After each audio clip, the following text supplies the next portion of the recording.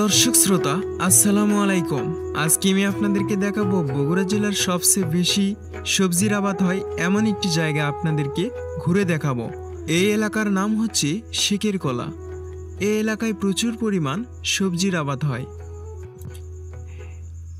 এই এলাকার কৃষকের জীবনযাত্রার সম্পর্কে সব কিছু ভিডিওতে তুলে ধরব। তাহলে চলুন আজকের ভিডিওটি সম্পূর্ণ দেখে নেওয়া যাক। শস্য ভাণ্ডার খ্যাত বগুড়ায় শীতকালীন সবজির পাশাপাশি গ্রীষ্মকালীন সবজিও চাষ করে থাকে স্থানীয় কৃষকেরা। এই জেলায় প্রচুর পরিমাণ সবজি চাষ হয়ে থাকে। তার মধ্যে শেখেরকলা গ্রামের লোকজন বেশি সবজি চাষ করে থাকে।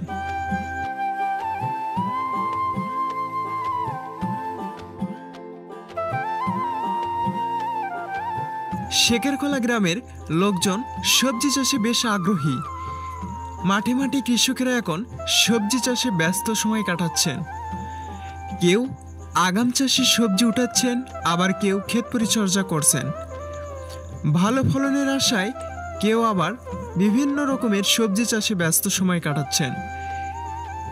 এই এলাকায় বিভিন্ন রকমের সবজি চাষ হয়ে থাকে, যেমন পটল, ঢেঁড়স, কাকরুল, সিম, বেগুন, মূলা, করলা, ঝিঙ্গা, লাউ, বাঁধাকপি, ফুলকপি সহ বিভিন্ন রকমের শাকসবজি উৎপাদন হয়ে থাকে।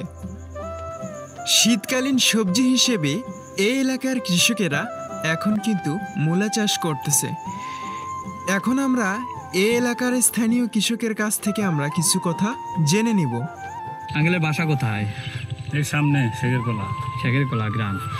আচ্ছা, এই যে জমিগুলো করেন এগুলো আপনাদের নিজের জমি? হ্যাঁ, নিজের জমি। এগুলো মানে কি চাষ করা হয় সবচেয়ে বেশি? মূলা, আলু, করলে, শস, কুমড়ো। এগুলো বিক্রি করেন কোথায়? করলে, মঙ্গল, মস্তান। কীরকম দাম পান? ভালোই হয়। এখন মূল্য 1000 টাকা মন। 1000 টাকা মন। সেটা কি কিসের দাম বললেন? মূলা। তাহলে তো ভালো মোটামুটি দাম পান। আচ্ছা, যে পানি দেখতে পাচ্ছি শুকনো, এটা আপনারা কি ডিপ টিউবওয়েল দিয়ে সেচ দেন? সব হচ্ছে মোটর দিয়ে। মোটর দিয়ে? আপনাদের নিজের মোটর? নিজের মোটর। এখন আপনি কোথায় কাজ করলেন? কাজ করিনি, ভাত লিয়াচ্ছি কামলা। ও আচ্ছা, মানে ওনারাই কাজ করতেছে? সব ভাত খাবার গেল কাজ। ও, তাদেরকে খাওয়ানোর জন্য খাবার নিয়ে আসছেন? ও আচ্ছা আঙ্কেল, ধন্যবাদ। এই গ্রামের লোকজন এখন মূলা চাষের জন্য ব্যস্ত সময় কাটাচ্ছে। মূলা চাষের জন্য প্রথমে জমিটাকে ভালোভাবে চাষ করতে হবে। এরপরে জমিটাকে এইভাবে দাগ টানতে হবে। দাগ টানার পর কোদাল দিয়ে বাগুর করতে হবে। কোদাল দিয়ে বাগুর করার পর এই বাগুরে ছোট ছোট খুঁটি দিয়ে বা বাগুরের উপর এরকম বীজ দিয়ে দিতে হবে। প্রত্যেকটা বীজ এই বাগুরের ওপর 1 ইঞ্চি পরপর বা 2 ইঞ্চি পরপর দিতে হবে। এইভাবে মূলার বীজ কিন্তু এই বাগুরের উপর দেওয়া হচ্ছে। আপনারা যদি দেখেন তাহলে দেখতে পারবেন এই মূলার বীজগুলো এইভাবেই কিন্তু দিতে হয়। এইগুলো মূলার বীজ দেওয়ার পারিশ্রমিক মূল্য শতককে 20 টাকা করে দেওয়া হয়। যারা এই মূলার বীজগুলো দিয়ে থাকে তাদেরকে প্রতি শতাংশ জমি হিসেবে 20 টাকা করে দেওয়া হয়।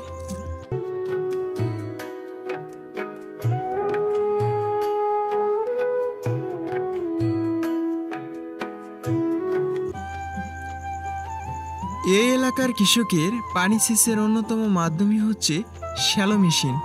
আর এই শ্যালো মেশিন দিয়েই কিন্তু এই এলাকার মানুষেরা জমি সেচ করে থাকে।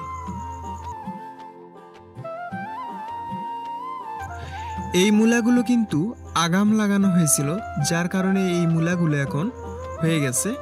আর কিছুদিন এই মূলা এই জমিতে রাখলে এই মূলা কিন্তু সম্পূর্ণভাবে হয়ে যাবে। এই এলাকার লোকজন প্রচুর মূলা চাষ করে থাকে। এখন আমরা এই এলাকার স্থানীয় একজন কৃষকের কাছ থেকে এই মূলা চাষ সম্পর্কে কিছু তথ্য জেনে নিব। তাহলে এখন মূলা চাষ সম্পর্কে কিছু তথ্য জেনে নেওয়া যাক।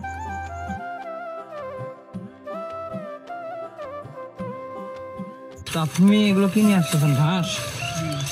এগুলো ঘাস কাকে খাওয়াবেন? গরুকে খাওয়াবেন। কোথা থেকে তুললেন এগুলো ঘাস? জমি পরিষ্কার করলেন? ও, আপনার নিজের জমি? কি চাষ করছেন?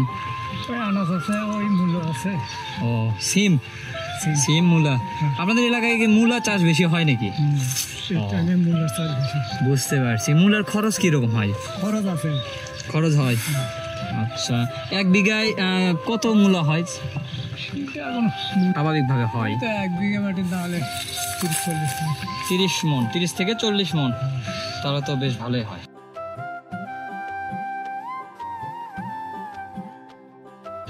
এই এলাকাতেও প্রচুর পরিমাণ হলুদ চাষ হয়ে থাকে।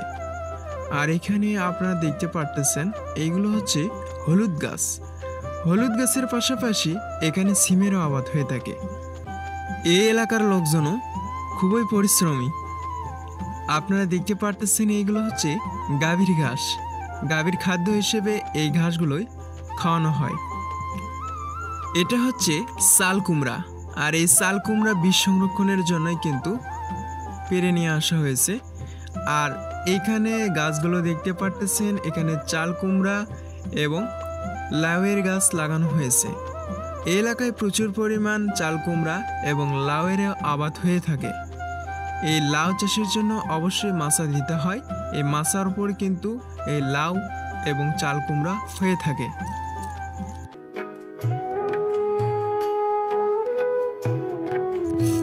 এই সবজিগুলো বিক্রয় করা হয় শ্রীমঙ্গল হাটে এবং মহাস্থান হাটে।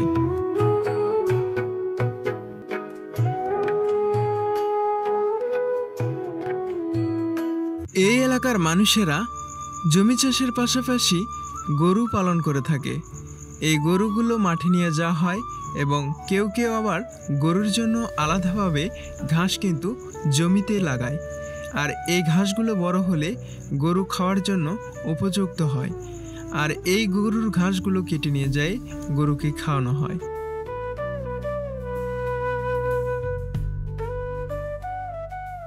সুজলা সুফলা শস্য শ্যামলা আমাদের এই দেশ বাংলাদেশ। আমাদের এই দেশে প্রাকৃতির মায়া যেন আশ্রে আছে প্রতিটি কোণে। তাই তো আমার এই দেশ প্রাকৃতিক দৃশ্য এক এক সময়ে এক এক রূপ ধারণ করে। আমাদের এই প্রাকৃতিক সৌন্দর্য যেন কাউকে নিরাশ করে না। প্রিয় দর্শক শ্রোতা, এই গ্রামটি যেন এক মায়াবী গ্রাম। ছোট্ট এই টিনের ঘরের পাশে আবার ছোট্ট গাভীর খামার, যা আমার কাছে অত্যন্ত ভালো লেগেছে। আর এই গ্রামের পরিবেশটা এতটাই যে মনোমুগ্ধ, যা বলার শেষ নেই। প্রাকৃতিক রূপ বৈচিত্র্যের সাথে মিশে আছে এই গ্রাম। এই গ্রামের লোকজনও কিন্তু গাভী পালন করে থাকে।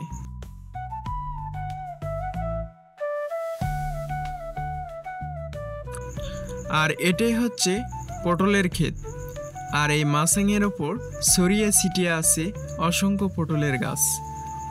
আপনি যদি এই পটল গাছের আশেপাশে আসেন তাহলে দেখতে পারবেন অসংখ্য পটল কিন্তু এই মাসাঙে ধরে আছে।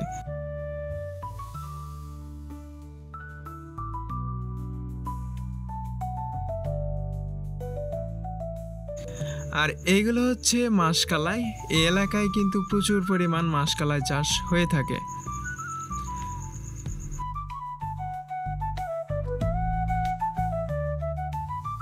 ভিউয়ার্স, এই এলাকার লোকজন এইভাবে পরিশ্রম করে এক মুঠো ঘাস কাটে আনে গরুর জন্য।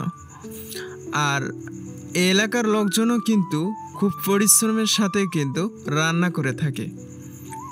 আর আপনারা এখন দেখতে পারতেছেন এই লোকটি কিন্তু এই মাঠের মধ্যে কিন্তু রান্না করতেছে। তারা কিন্তু এখানে এভাবে সারা বছর রান্না করে খায়।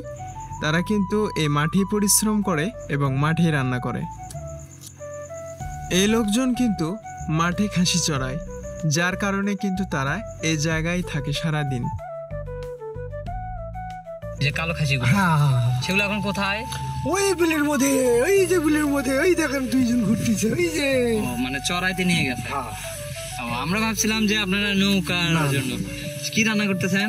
এই যে মাছ দেখা যাবে, দেখেন একটু। না দেয় নেই, ওটা চটচটি করে। আচ্ছা, এগুলো এগুলো কি মাছ? ওই যে বিলের মাছ। বিলের মাছ? মাছ মানে এটা তো কি মাছ দেখতে পাচ্ছি? এটা ছোট মাছ। কই মাছ নাকি মামা? ডুম কই নাকি এগুলো নাকি? মিক্স 12 মিশালে। হ্যাঁ 12 মিশালে দেশি মাছ। তো যাক, আপনার বাসা কোথায়? আমার বাসা ওই উথলি বাজার।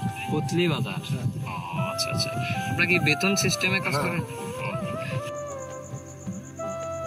এবং এই ছোট্ট বিলে কিন্তু কিছু মাঝিরা এখানে নৌকা বেয়েও কিন্তু তারা কিন্তু ইনকাম করে দিনই অনেক টাকা। প্রিয় দর্শক শ্রোতা, আজকে আমি আপনাদেরকে এই শেখের কলা গ্রামের সব কিছুই আমি তুলে ধরার চেষ্টা করেছি। যদি ভিডিওটি আপনাদের কাছে ভালো লাগে তাহলে অবশ্যই ভিডিওতে একটি লাইক করবেন এবং চ্যানেলটি সাবস্ক্রাইব করে দেবেন। তার পাশাপাশি আমাদের ফেসবুক পেজটাকে ফলো দিয়ে রাখবেন। এতক্ষণ ধৈর্য সহকারে ভিডিওটি দেখার জন্য আপনাকে অসংখ্য ধন্যবাদ।